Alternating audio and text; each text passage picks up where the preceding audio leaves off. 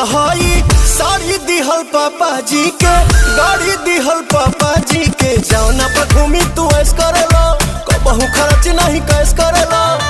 कुल ही कमाइया सबात पौड़ाई बा, सब सारी रात पिया ओनिए बिताई बात।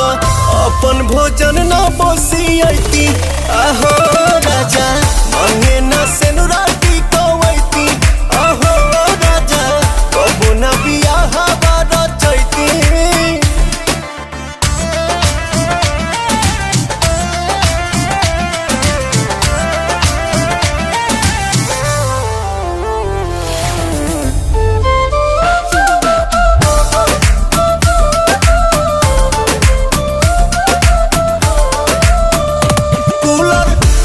पंखा टीवी संगे पहला सुनर भी